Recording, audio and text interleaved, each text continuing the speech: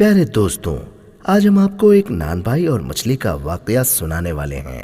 مچھلی کے پیٹ سے ایسا کیا نکلا جسے دیکھ کر آپ بھی حیران رہ جائیں گے۔ اگر آپ نے ویڈیو کو لائک نہیں کیا ہے تو اسے لائک ضرور کریں۔ تو آئیے بنا وقت خراب کیے شروع کرتے ہیں۔ ایران کے ایک بادشاہ کی عادت تھی کہ وہ راتوں کو بھیس بدل کر نکل جاتا تھا تاکہ اپنی رعایا کے حالات معلوم کر سکیں، لوگوں کے حالات دیکھ سکیں کہ کون خوش ہے اور کون ناراض۔ ایک رات بادشاہ فقیرانہ لباس پہن کر محل سے نکلا اور بازاروں میں گھومتا پھرتا ایک نان بائی کی دکان کے قریب سے گزرا۔ دکان کے اندر روشنی ہو رہی تھی۔ بادشاہ نے چپکے سے اندر جھانکا تو کیا دیکھتا ہے کہ نان بھائی مسلح پر بیٹھا ہوا مانگ رہا ہے۔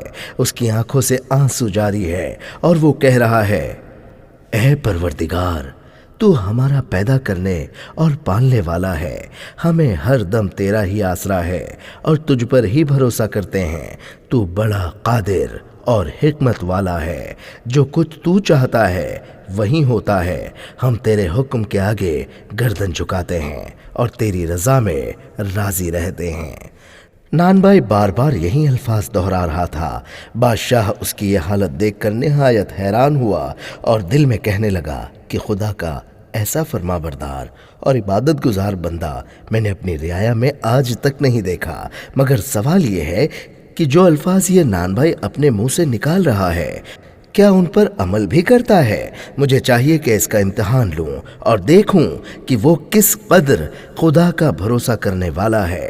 اگر یہ اس امتحان میں پورا اترا تو میں اس کی وہ عزت افزائی کروں گا کہ تمام رعایا میں آج تک کسی کی نہ ہوئی ہوں گی۔ یہ سوچ کر بادشاہ نے دکان کا دروازہ کھٹکھٹایا تو نان بھائی نے مصلح طے کیا اور اٹھ کر دیکھا۔ جیسا کہ ہم بتا چکے ہیں، بادشاہ اس وقت فقیر کے بھیس میں تھا، لہٰذا نان بھائی نے بڑی نرمی سے اس سے پوچھا، کیوں بھائی، تم کون ہو اور کیا چاہتے ہو؟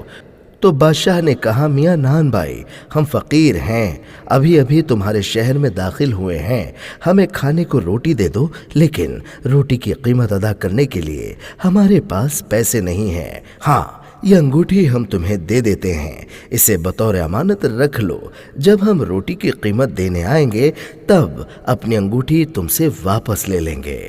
نان بھائی نے کچھ کہے بغیر انگوٹھی لے کر ایک روٹی فقیر کو دے دی اور فقیر روٹی لے کر دعائیں دیتا ہوا وہاں سے چلا گیا۔ نان بھائی نے فقیر کے سامنے ہی وہ انگوٹھی اپنے ریزگاری والے صندوقچے میں بے پرواہی سے ڈال دی۔ اگلے دن صبح ہوتے ہی بادشاہ نے وزیر کو حکم دیا کہ فلاں محلے میں ایک نان بھائی کی دکان ہے، اس دکان پر جاؤ اور اس کے ریزگاری والے صندوقچے میں سے ہماری انگوٹھی کسی ترکیب سے نکال لاؤ۔ خبردار، نان بھائی کو بالکل شک شبہ نہ ہو کہ انگوٹھی کہاں گئی۔ بادشاہ کا حکم سن کر وزیر نے 2 سپاہیوں کو ساتھ لیا اور اس بازار میں جا پہنچا جہاں نان بھائی کی دکان تھی۔ اس نے دکانداروں کے باٹ دیکھنے شروع کیے اور کہا کہ ہمیں علم ہوا ہے کہ بعض دکانداروں کے باٹ درست نہیں ہے اور وہ گراہکوں کو کچھ چیزیں کم تول کر دیتے ہیں۔ وزیر اسی طرح معائنہ کرتا ہوا نان بھائی کی دکان پر آیا اور اس کے باٹ دیکھے، وہ سب صحیح تھے۔ وزیر نے کہا، میاں نان بھائی، تمہارا وہ ترازو کہاں ہے جس سے تم آٹا تولتے ہو؟ تو نان بھائی نے جواب دیا، وہ ترازو تو دکان کے پچھلے حصے میں رکھے ہیں، میں بھی حاضر کرتا ہوں۔ یہ کہہ کر جیسے ہی نان بھائی دکان کے پچھلے حصے میں گیا تو وزیر نے پھرتی سے نان بھائی کا ریزگاری والا صندوقچہ کھول کر بادشاہ کی انگوٹھی اس میں سے نکال لی اور اپنی جیب میں رکھ لی۔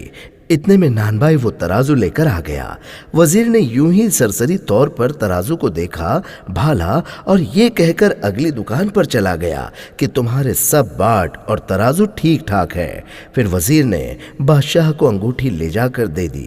بادشاہ نے انگوٹھی اپنی انگلی میں پہن لی، پھر ایک غلام کو بھیجا کہ نان بھائی کو بلا کر لے آؤ۔ نان بھائی اسی وقت بادشاہ کے سامنے حاضر ہوا اور یہ دیکھ کر حیران رہ گیا کہ یہ تو وہی شخص ہے جو پچھلی رات فقیر کے بھیس میں آیا تھا۔ بادشاہ نے کہا، मियाँ नान भाई माफ करना, पिछली रात हम ही भेस बदल के तुम्हारे पास आए थे और रोटी के बदले में अपनी अंगूठी गिरवी रखकर चले गए थे। अब मेहरबानी करके अपनी रोटी की कीमत ले लो और हमारी अंगूठी वापस करो। ये सुनकर नान भाई भागा भागा अपनी दुकान में गया और रेजगारी वाला संदूकचा खोल कर देखा तो उसमें से अंगूठी गायब थी। वो उल्टे कदम वापस आया और बादशाह से अर्ज किया कि जहां पना वो अंगूठी आपके सामने ही मैंने अपने संदूकचे में डाल दी थी, लेकिन मालूम होता है कि कोई चोर चुरा कर ले गया है। मैं आपके सामने हाजिर हूँ, जो सजा कहेंगे भुगतने के लिए तैयार हूँ।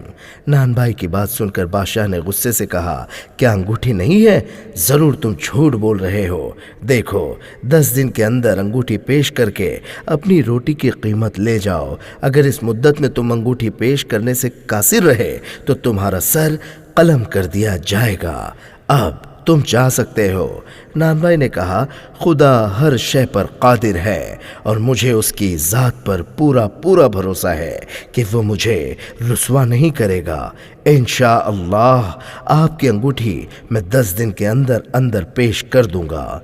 ये कहकर नान भाई ने सलाम किया और वहाँ से रुखसत हो गया। बादशाह को उसके इत्मीनान और सुकून पर अजहद ताज्जुब हुआ। वो सोचने लगा कि अंगूठी तो मैं अपनी उंगली में पहने हुए हूँ, फिर 10 दिन के अंदर ये बेवकूफ़ कहाँ से अंगूठी लाएगा। इस बात को 8 दिन गुजर गए थे। नान भाई ने अभी तक अंगूठी पेश नहीं की थी कि 90वें दिन बादशाह ने शिकार का इरादा किया और जंगल में निकल गया। एक हिरन के पीछे घोड़ा डाला तो वो सीधा दरिया की तरफ गया। बादशाह ने उस हिरन का पीछा किया। ऐन दरिया के किनारे बादशाह के घोड़े ने ठोकर खाई और बादशाह कलाबाजी खाकर दरिया में जा गिरा। बड़ी मुश्किल से हाथ पांव मारकर दरिया से निकला और किनारे पर आ गया। बादशाह के हाथ कीचड़ में भर गए थे। किनारे पर बैठकर हाथ धोने लगा तो देखा कि वही अंगूठी उंगली से गायब थी। शायद वो दरिया में गिर गई थी। बादशाह को भला ऐसी अंगूठी की क्या परवाह हो सकती थी। उसके खजाने में तो हजारों एक से एक बढ़कर अंगूठियां मौजूद थी। दरिया के उसी किनारे पर कुछ दूर एक गरीब मछुआरा जाल लटकाए सुबह से बैठा था और अभी तक कोई मछली नहीं फंसी थी। वो दिल में कह रहा था कि अगर खाली हाथ गया तो बाल बच्चे भूखे ही सोएंगे। अभी वहां बैठे यही सोच रहा था कि थोड़ी देर बाद जाल हिला। मछुआरे ने खींचा तो थोड़ा वजनी महसूस हुआ। वो खुश हुआ कि आज तो बहुत मछलियां फंसी हैं। जब जाल दरिया से बाहर निकाला तो उसमें 2 बड़ी बड़ी मछलियां तड़प रही थी। मछुआरे की खुशी का कोई ठिकाना न रहा। उसने सोचा कि इन मछलियों की अच्छी कीमत मिलेगी। जब वो ताज़ा मछली ले लो की आवाज़ें लगाता हुआ बाजार में पहुंचा तो नान भाई के कान में मछुआरे की आवाज़ आई। उसने अपनी बीवी से कहा, अरे और नेक बख्त, मछली खाए कितने दिन हो गए हैं, जरा जाकर इससे मछली तो खरीद लो। उसकी बीवी ने झुंझला कर कहा, 8 दिन गुजर चुके हैं और बादशाह की अंगूठी अभी तक नहीं मिली। 2 दिन बाद जल्लाद तुम्हारा सर कलम कर देगा और तुम्हें मछली खाने की सूझ रही है। बीवी की बात सुनकर नान भाई ने कहा, अल्लाह पर भरोसा रख नेक बख्त, अगर मेरी जिंदगी बाकी है तो अंगूठी जरूर मिलेगी और दुनिया की कोई ताकत मेरा सर कलम नहीं कर सकते। फिर उसकी बीवी ने मछुआरे को आवाज दी और उससे दोनों मछलियां खरीद ली। वो मछलियों को बावर्ची खाने में ले गई, उन्हें एक तख्ते पर रखा और छुरी से साफ करने लगी। जो ही उसने पहली मछली साफ करके दूसरी का पेट चीरा तो उसमें से एक चमकदार चीज बाहर निकल पड़ी।